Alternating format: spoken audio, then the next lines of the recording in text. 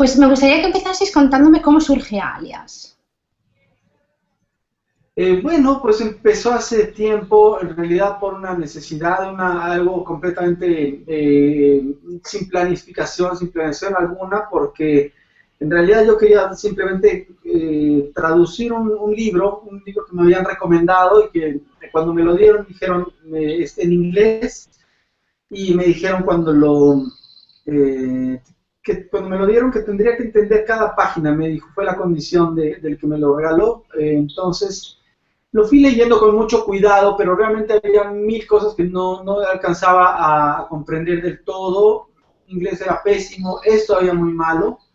Entonces, realmente era una necesidad que tenía, porque estudiamos, crecimos con pocos libros, en realidad. Era un momento en que no había tanto flujo de información, y creo que toda mi generación le tocó desde México esperar que alguien viajara para encargarle un libro y entonces llegaba y lo compartíamos, lo fotocopiábamos y un poco esa fue la formación que tuvimos como grupo, como generación.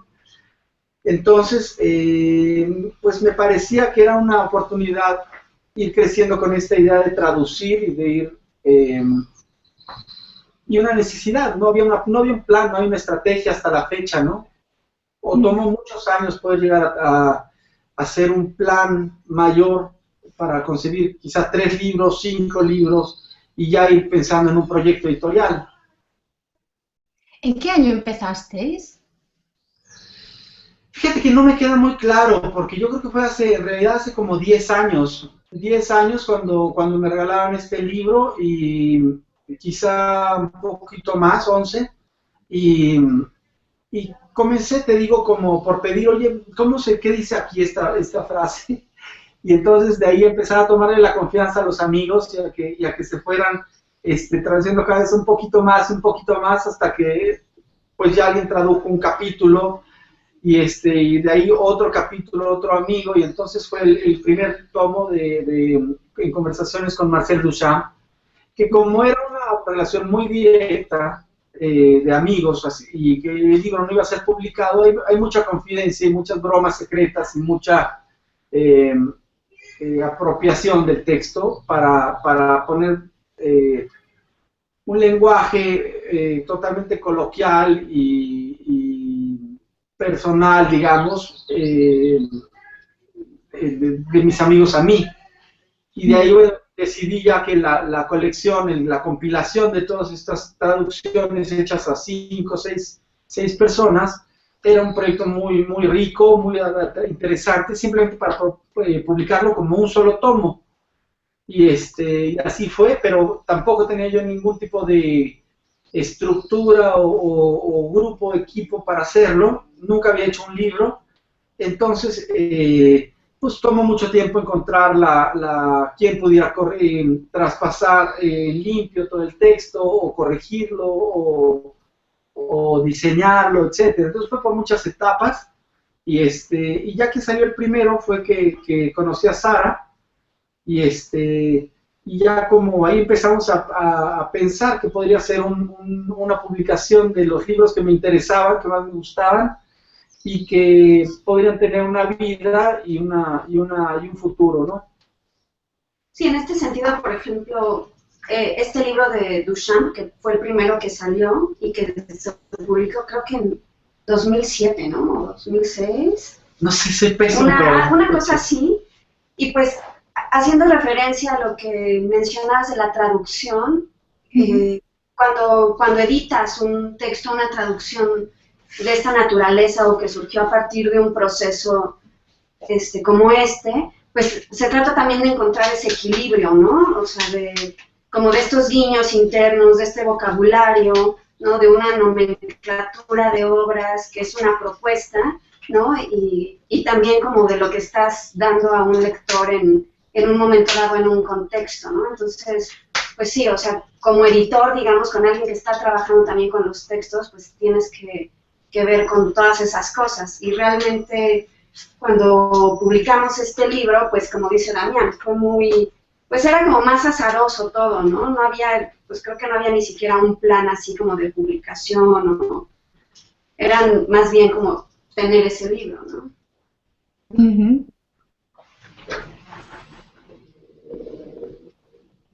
Conversaciones con Marcel Duchamp, que era, realmente es una publicación muy, muy modesta, con lo que no implica ningún tipo de costo caro, el papel es muy barato, es un papel de pulpa y la impresión es simplemente a una tinta. De hecho no hay imágenes porque a veces eso complica también el tema de los derechos de autorales, de reproducción. Y este libro en particular tiene un cambio en la tipografía de todos los... cada autor fue utilizando una tipografía distinta. Entonces también hay una especie de diseño, consecuencia natural ahí de cada quien cómo escribe y cómo manda los mensajes. Algunos me lo dieron impreso, otros escrito a mano, otros escritos mandado por computadora, etcétera. Entonces tiene una especie de voces distintas en el diseño. Claro, realmente el trabajo de edición, ¿no? De encontrar como una misma línea al único libro, ¿no? Tiene que ser bastante interesante, ¿no? ¿Dónde dejas, hasta qué punto respetas, ¿no? La originalidad de lo que te han entregado o hasta qué punto editas el libro como tal? Claro, porque de alguna manera se sabe de la complejidad de traducir y de pasar la responsabilidad que implica cambiarle el lenguaje a un autor, ¿no? Y lo diferente que puede ser la voz de un autor, el contenido incluso que puede tener un libro en distintos idiomas, ¿no? Entonces creo que fue muy espontáneo porque a fin de cuentas los artistas o la gente, los traductores que yo les pedí el texto, era gente que conocía a Duchamp, pero también, pues, al no ser un libro profesional, digamos, hubo mucha libertad para jugar con ese lenguaje y con la casi expropiación de Marcel Duchamp, pobre, pero lo trajimos como a un barrio bajo de la Ciudad de México y entonces del francés empezó a hablar como alguien de la colonia Roma, ¿no? Y con un slang y con un tipo de contexto completamente distinto, ¿no? Sí, bueno, y otra cosa que es, bueno, curiosa acerca de esta primera edición es que realmente la edición original es en francés, ¿no? Era una conversación en francés y la traducción que ellos hicieron fue a partir del inglés, ¿no? Entonces ahí, bueno, ya hay, digamos, un salto. Y recuerdo muy bien estar como en estas encrucijadas que te encuentras que un artista, o sea, conoce la pieza a la que están haciendo referencia, pero está traduciendo el título de la obra de una manera diferente, y entonces a la que se le conoce, digamos, en su traducción normal, tratándose de un artista conocido, ¿no?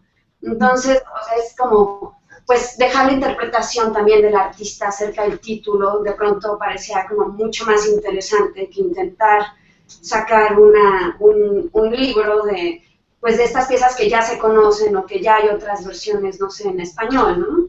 Entonces, yo siento que ese tipo de cosas también es lo que finalmente enriquece o completa el sentido más lúdico, más, digamos, propositivo, ¿no? de este libro en particular.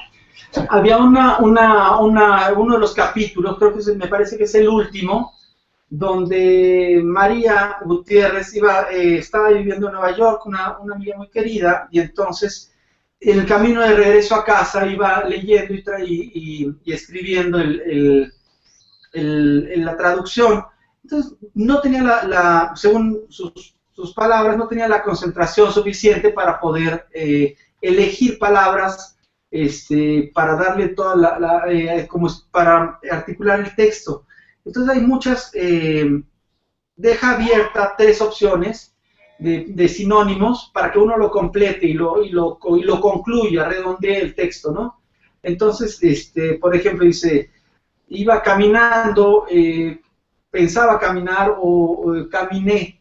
Entonces queda abierto con tres como variables para poder hacer de opción múltiple la traducción. Entonces también implica una postura mucho más activa y mucho más interactiva con el lector y el traductor, ¿no? Sí, es bastante interesante, ¿no? Cómo poder encontrar tres interpretaciones, ¿no? Bueno, más o menos el significado será igual, pero cambia mucho, puede cambiar mucho. Claro, me comentabas antes las imágenes, que en este libro aún no hay imágenes, pero en ediciones posteriores sí que habéis incluido, ¿no? Y es uno de los puntos que también hace muy interesante Alias como editorial, porque o sea, llevar una ilustración de la imagen, la fotografía que había en el libro original, ¿no? ¿Cómo surge llegar a ese punto? ¿Cuánto hay de necesidad y cuánto hay también de creatividad en esa propuesta? Bueno, sabes que muchas veces la forma para hacer el libro, existe una relación directa con los autores. Muchas veces hemos hablado por teléfono con ellos o ido a verlos y les pedimos la licencia, el permiso para poder hacerlo. En el caso, por ejemplo, de Sildo Meireles o de Lawrence Wiener, ha sido muy generosa la postura porque han dicho, desde luego, claro que sí, incluso, por ejemplo, me gustaría rehacer la portada porque nunca me gustó la original. Entonces, ellos mismos aportaron, hicieron una aportación directa en este libro y también nos permitieron reproducir las imágenes.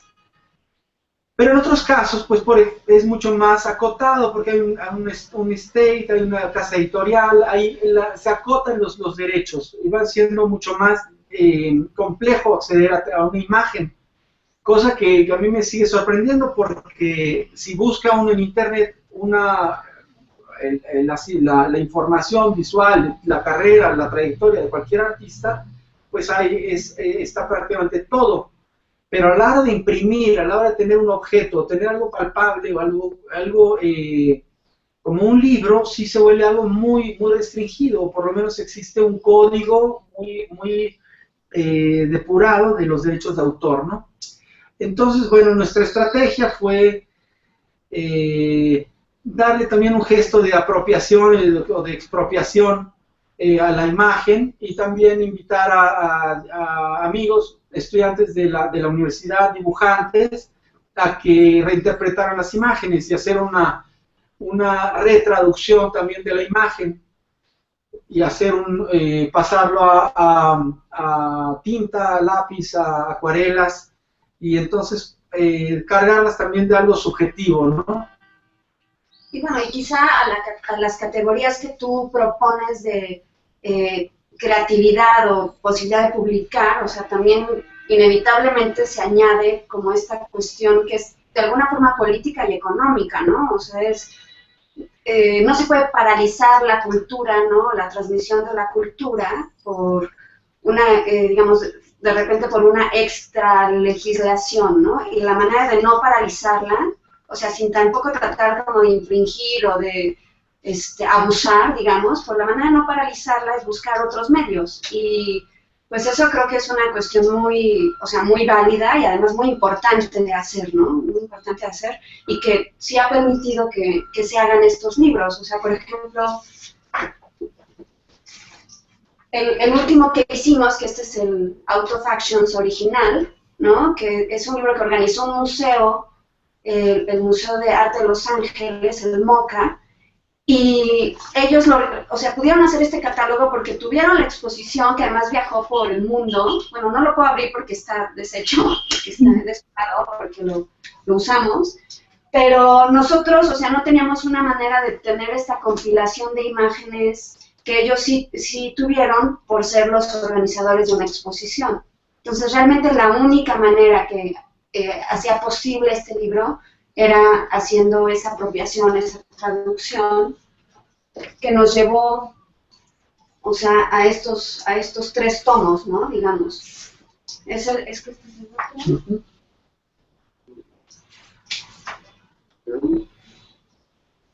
Para nosotros, es que estos son. La pongo cerca, mira. El 1,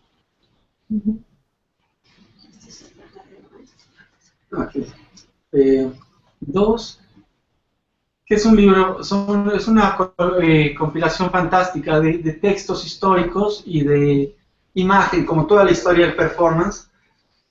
Y el tercero. Y entonces se va viendo las aproximaciones que hubo en Japón, en Estados Unidos, en Sudamérica y en Europa y toda la historia. Entonces fue fantástico y realmente son libros de estudio para nosotros, para los lectores. Se abre un campo que no había existido. De alguna manera, al no ser un proyecto económicamente como comercial, al no ser un producto comercial, se ha cerrado mucho el intercambio cultural. Entonces, ahí es donde creo que ahí está el factor político de que se rompa un poco ese cerco económico, porque simplemente no hay cultura, no hay mercado y se vuelve un absurdo donde ya no hay comunicación y no hay historia. Entonces, pues digamos que sin ánimo de pretensión, pero empieza a romperse por la parte más delgada y nuestro proyecto pues empieza a tener lectores, empieza a tener estudiantes que van siguiendo la obra, que van siguiendo la colección, que empiezan a seguir autores, que empiezan a conocer otros mundos, otra aproximación con el arte. Y estoy seguro que va viendo respuestas, ¿sabes? Y es increíble porque creo que cuando comenzamos con el proyecto, a lo que sucede ahora, en las librerías ya hay un anaquel para libros de arte, cosa que no había. No había Entonces, de todas estas ediciones. de ediciones de España, por ejemplo, empieza a ver hay algunas cosas de Argentina, pero realmente material de España, por ejemplo, no había nada aquí en México de arte. Y ahora, vaya que lo hay, de pronto hasta nos han dejado afuera del anaquel en las librerías y y hemos tenido ahí que ir a hablar con los libreros para decir que no nos abandonen, que es importante el proyecto. Porque además es una editorial sin ánimo de lucro, he visto en la web, ¿no? No sois con un planteamiento de empresa en ningún momento, no solamente a la hora de hacer el producto, sino desde la base. Claro que es un tema importante porque pues también las librerías se llevan una comisión por el precio de venta, entonces al ser barato, pues de pronto también es algo que no les interesa tanto. Entonces ha sido toda una labor de ir encontrando el equipo de traductores, el equipo para diseñar, el equipo de distribución y también el diálogo con los libreros y con los lectores para abrir realmente este espacio, ¿no? Después, en el sistema de distribución, ¿no? He visto que aparte de estar en librerías, por ejemplo, en España sí que se puede encontrar en el MACBA, ¿no? En la librería del MACBA, en la tienda de la central de Reina Sofía. Tenéis este proyecto de librería ambulante, ¿no? De este carrito libronero que leía. Me gustaría que me contaseis cómo lleváis a cabo estos proyectos, en qué se basan. A ver, tú, Sara. Pues esta fue como una idea también de una apropiación, ¿no? De un objeto muy folclórico, muy de la Ciudad de México, o de México en general, ¿no? Que es un carrito donde generalmente se vende comida, chicharrones, y que pues va en la calle, ¿no? Y es ambulante. Y pues también sí, digo, para mí, si lo piensas un poco en este mismo sentido, o sea, es también como una postura de decir, bueno, el arte, los libros tienen que estar en la calle y se tienen que mover, ¿no? Y a partir de un objeto que es muy entrañable, ¿no? Como de la cultura popular. Y sí empezamos a hacer de pronto circuitos, ¿no? Con este libro que nos permitía, no sé, ir a la escuela de arte o ir fuera de un museo o ir a una feria de libros y pues empezar a generar, digamos, esa comunicación, ¿no? Con los lectores que ya saben un poco, se acercan también por este objeto que les llama la atención y pues eso, ¿no? Generas estas vías de comunicación de diferentes maneras. Un mercado como informal, ¿no? Que es una cultura también de la móvil ambulante y que a la vez es un ingrediente o un elemento cotidiano en la calle, en nuestro país, Y entonces era romper un poquito también con la solemnidad y con el precio y con todo, porque era también una solución real, ¿sabes? La venta directa nos funcionaba mucho mejor y creo que era la única alternativa porque no teníamos un distribuidor. Y de alguna manera, cuando tú vendes directo, pues el libro, el dinero viene directo a nosotros, a la editorial. Entonces ha sido realmente espectacular la respuesta, muy divertida y muy simpática también. Entonces, pues la gente nos conoció también por eso y se acerca como relajadamente a hojear los libros y a, digo, a comprarles chistosos. Sí se ha vuelto algo curioso. ¿No? Hoy está diciendo Sara que se encontró a alguien en el metro viendo uno de los libros. Entonces es como realmente un logro. Sí, Sí, bueno, fuera de México, ¿habéis llevado un proyecto así parecido? ¿No? Perdón, no se escuchó bien. Comentaba, si fuera de México también lleváis estos carritos, o habéis presentado el libro, ¿de qué manera habéis salido de México? No realmente porque, pues, nos invitaron alguna vez para hacer una cosa en Nueva York y otra en Portugal, por ejemplo, pero pues realmente no ha habido gran cosa, es caro moverlo también así, se vuelve complicado, pero también hay algo como de que no se conviertan en objetos de arte, sino que son libros, a fin de cuentas, son libros, es información y también siento que es aquí en los países de habla hispana donde hace falta los libros, no volver a Estados Unidos donde se consiguen los originales, ¿no? O están impresos en inglés los libros originales, ¿no? Sí, no, también me refería, pues, por ejemplo, en España, ¿no? En Argentina, en otros países, ¿no? De habla hispana, que seguro, ¿no? Tipo aquí, quien lo conoce la edición va loco, ¿no? A comprarlo, o al menos dice ir loco a comprarlo. A eso sobre todo. Claro, también separar el proyecto artístico, imagino, ¿no? En el caso de Damián, de este proyecto, imagino que en momentos tendrás como que marcar la diferencia, ¿no? ¿O lo separas completamente en cualquier contexto? No, yo trato de integrarlo, no de separarlo, porque de alguna manera siento que hay algo muy importante que es una obra eh, que considero importante que sí tenga una autoría como colección.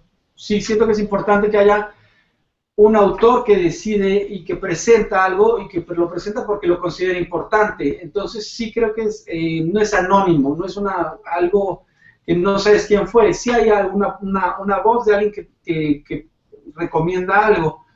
Y me parece que también hay un elemento que como artista me emociona y me entusiasma mucho, que sea el definir esto también como una escultura pública. Es, a fin de cuentas, un elemento, un volumen que circula en las calles. Es una escultura pública, tiene un mensaje, tiene contenido, tiene forma, tiene peso, tiene color y tiene un contenido cultural, y es un elemento cultural también. Y eso me parece que es una perfecta definición de lo que es la escultura pública. Sin embargo, Sara, tú sí que vienes del mundo editorial más estrictamente, ¿no? Sí, o sea, digamos que ahí está un poco el complemento, ¿no? A mí cuando me preguntan me gusta pensar que estamos hablando de una biblioteca personal, ¿no? Que, digamos, la diferencia es que en vez de que es un libro, son muchos libros, ¿no? Son quizá 1000 libros o 2000 libros y que se van prestando por ahí, realmente vas teniendo ese acceso a alguien que dijo, este libro está buenísimo, ¿no? ¿Cuántas veces no hablamos con alguien, un amigo, lo que sea, y te dice, este libro está buenísimo, te lo presto, o no, o lo pongo aquí, o tú consíguelo? Pues realmente para mí eso es Alias, ¿no? Es una biblioteca personal, es como si Damián tuviera una biblioteca y dijera, les presto estos libros, o les doy estos libros, o lean estos libros, están bien, están padres, son interesantes, aportan, no sé, ¿no? Y ya cada quien pues va leyéndolo o no, o tomando la sugerencia o no. Entonces yo creo que funciona así. Y pues claro que para que esto funcione realmente, o sea, para que si el libro pues logre su cometido, ¿no?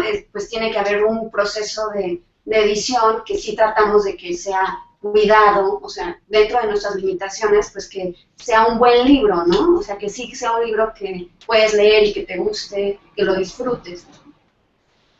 Es muy buena Sara, la verdad que yo soy muy atrabancado y más ponqueto ahí, yo le pongo ahí, yo quisiera fotocopiarlos y sacarlos así nada más, pero Sara es muy disciplinada y cuida la edición y que no tenga ningún tipo de falta y que tenga un valor también académico y a veces me desespero, pero la verdad que eso ha tenido mucha repercusión también porque empieza a haber tesis o trabajos universitarios que lo usan de fuente, de referencia, ¿no?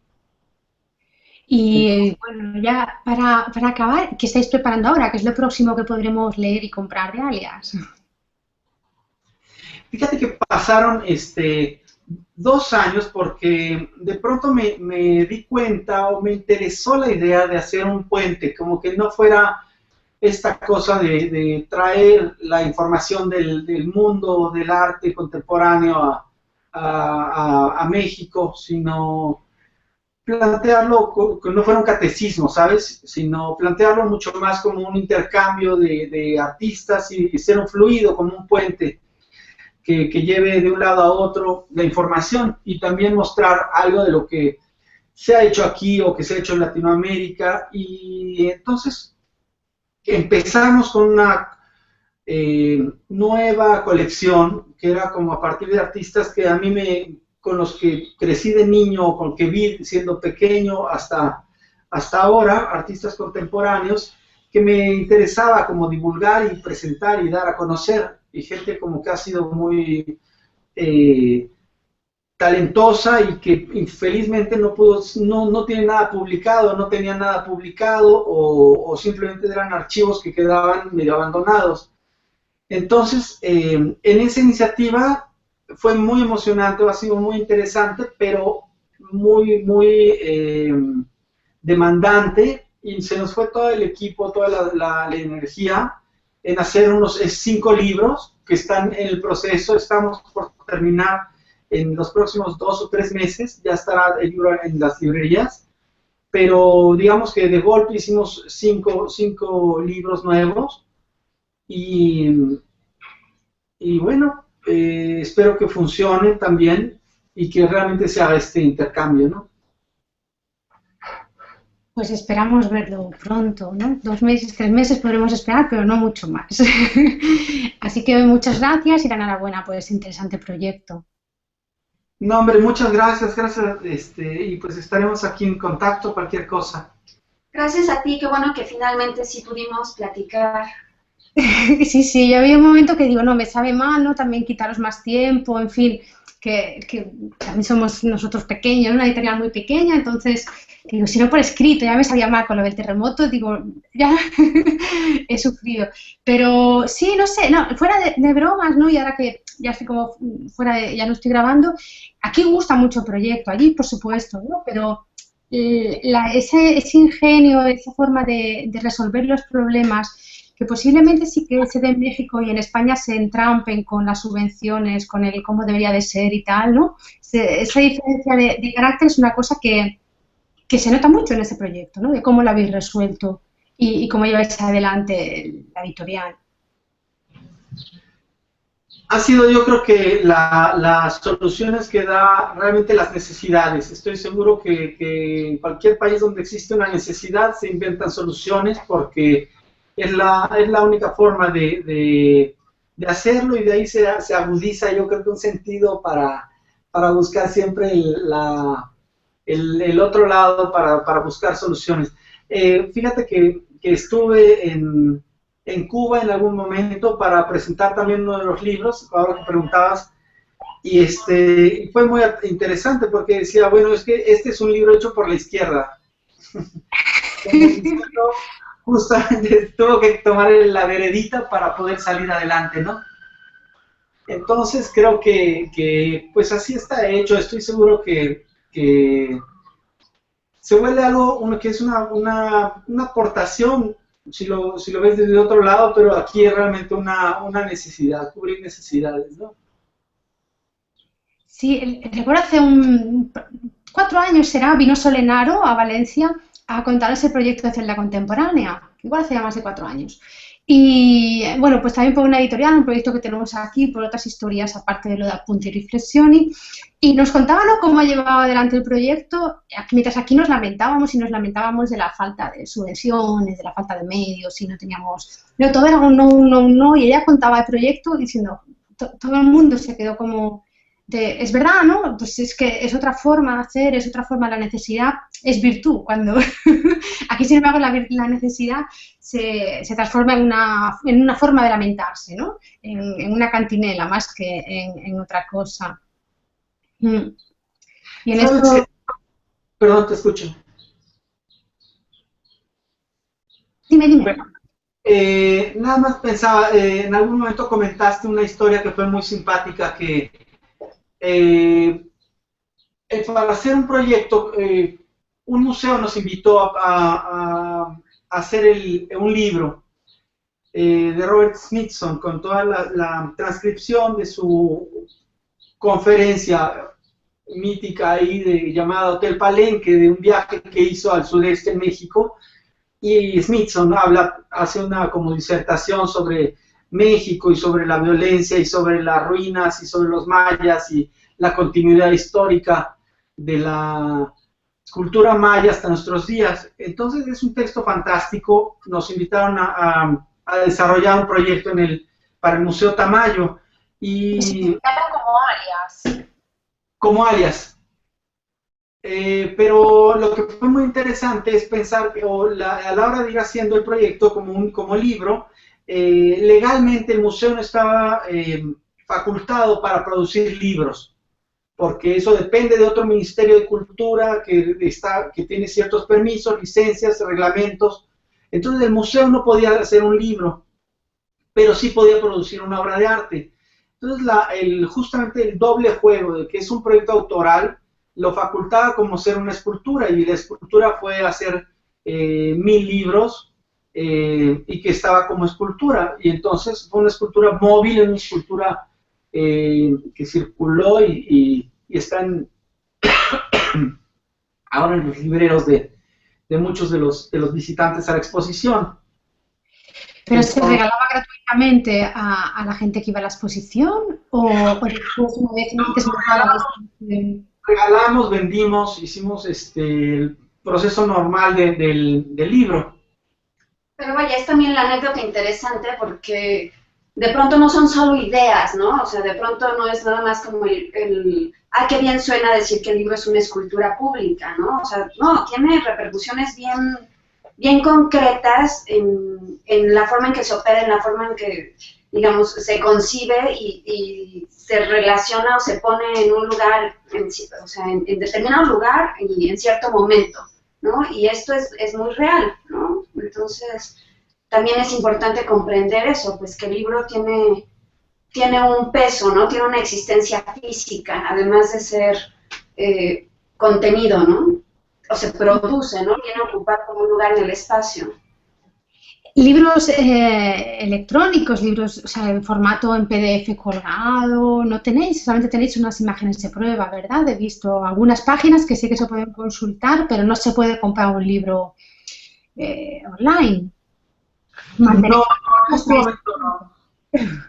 Hay algo como muy terreno y muy matérico que yo tengo, que me gusta y que sigo gustando mucho de esa materialidad que tiene el libro. Y no sé si sea romanticismo o costumbre o gusto por el material, por el peso de las cosas, pero creo que también lo entiendo mucho en ese sentido escultórico, como este volumen o cuerpo en el espacio, ¿no? Sí, lo lleváis hasta ese punto, ¿no? De hecho, no se encuentra para descargar. Esa es una maravilla, ¿no? Y que realmente, pues eso, volvemos al objeto, volvemos a la escultura que comentabais antes. Claro, ¿no? La idea de cargar el libro y sudarlo, o de mancharlo, o de subrayarlo, O de perderlo. Sí, yo los tengo aquí también, los libros que antes enseñabais, ¿no? con todo el cariño. Los 3 que me han llegado. Oye, decía un escritor aquí en México, Juan Villoro, que quizá lo conoces, que decía que un libro era como un PDF, pero unplugged. Muy bueno. Sí, sí, muy bueno. ¿No tenéis previsto venir para España a hacer alguna presentación aquí? Que no pero yo creo que para toda esta colección de artistas mexicanos va a ser muy interesante y la verdad que es el público que creo que sería fantástico poder tener realmente una comunicación muy real para presentar a estos autores. Son gente de los 60, de los 50, 70, 80 y que en muchos sentidos son también artistas que han sido underground o artistas subterráneos dentro de la cultura aquí en México y pues es de alguna manera otra cara que no se conoce, no se ha visto y creo que puede gustarles mucho. Entonces sería realmente muy interesante poder ir ahí paralelo a alguna feria, alguna exposición, igual aprovechar para mostrarlo. Además tenemos lectores allá, sí, o sea, sí tenemos buena comunicación con España, como decías, gracias a librerías como La Central o La Caixa. Presentamos ahora a fin de año con Múltiplos, que es un espacio también de libros que no sé si conoces. Presentamos. Sí. Bueno, ahora es online, ¿no? Cerró la librería física, ¿verdad? Sí, que están ahí también los libros. Entonces, bueno, y en nuestra página web también tenemos bastantes pedidos de lectores españoles, o sea, se van generando justo estos vínculos, ¿no? Y son lectores fieles y que sí, digamos, en comparación con el lector mexicano que quizá todavía no se arriesga tanto a pedir los libros por internet y así, en España sí, ¿no? Estos lectores son como más ávidos y más quizá comprometidos con sus lecturas y los piden los libros bastante. Alguna vez sí fui a presentarlo, yo al Matadero. A Madrid, ajá. Ahí y di una plática y al final se quedó uno de los chicos y me dijo que había pedido un par de libros por correo y estaba ahí y decía, es que no me alcanza el dinero, pero quiero otro.